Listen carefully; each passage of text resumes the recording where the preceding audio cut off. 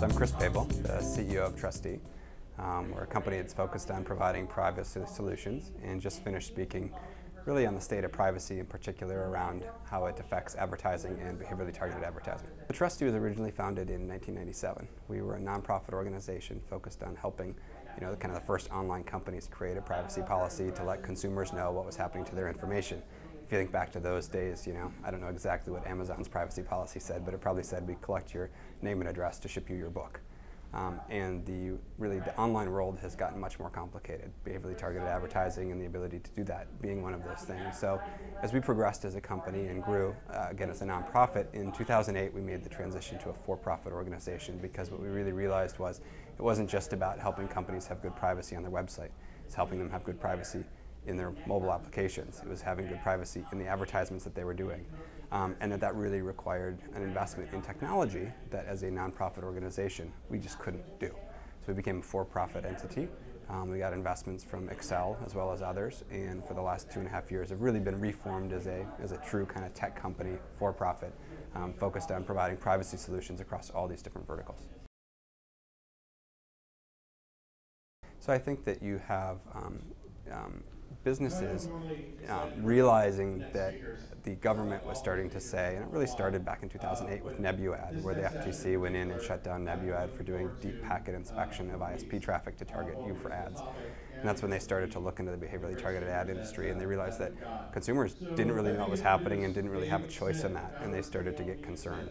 I think industry realized that and realized that with all the innovation that occurred around targeting in really the last 5 years, there hadn't been any innovation around, again, giving consumers notice and choice, which is why you kind of saw a mirroring of industry getting together and saying we need a technology that allows for this and helps consumers know what's happening, and the government saying it's time for, and there are multiple bills in Congress right now.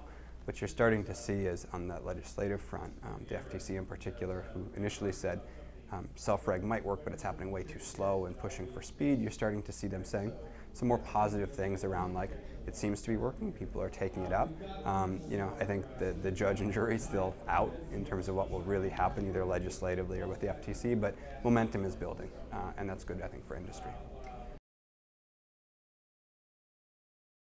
We've gone from a big computer that you carried around but was oftentimes off to a mobile device that's in your pocket at all times. It's very personal, and in fact can track your location at given a moment's notice. I've said if downloading the wrong application is potentially downloading a GPS tracker of you that someone else is watching all the time.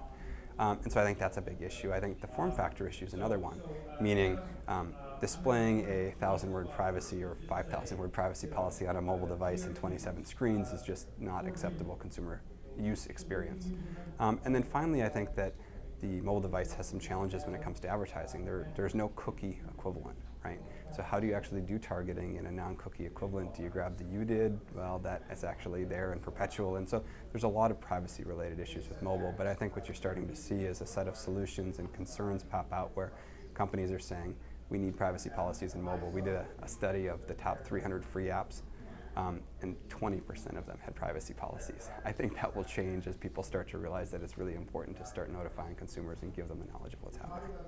There's actually pretty few number of opt-outs initially here in terms of consumers opting out of behaviorally targeted ads once we serve them the notice and give them the choice to do that. And I think it's a bigger trust ecosystem issue. Consumers, when they don't know what's happening, get concerned. We recently did a study with Harris of 1,000 smartphone users in the US. 68% said that they were being targeted behaviorally in advertising on their mobile devices. We know that's not true. That's way too much, right? It might be happening a bit, but it's not happening to 68% of them. So consumers without knowledge default to kind of a worst case situation. So does that mean that we're going to have do not track embedded in browsers or anonymization? I think it'll be interesting to see what technologies really take off to provide a solution here that consumers want, and there's probably going to be many. Right? There will definitely be things that allow consumers to know what's happening and give them choice. There will be things like the do not track in Firefox or in IE9, where you can push a button and push back to the publisher site. I don't want to be tracked. So there's a lot of things being discussed, but you're finally seeing kind of rampant technology innovation around privacy. So it'll be interesting to see where it heads. So I think for me, the big thing you'll see is that consumers will go from not knowing to knowing and be given some choice, and that will be across all form factors. They'll have actually privacy policies in their mobile apps, so they'll have some ability to know.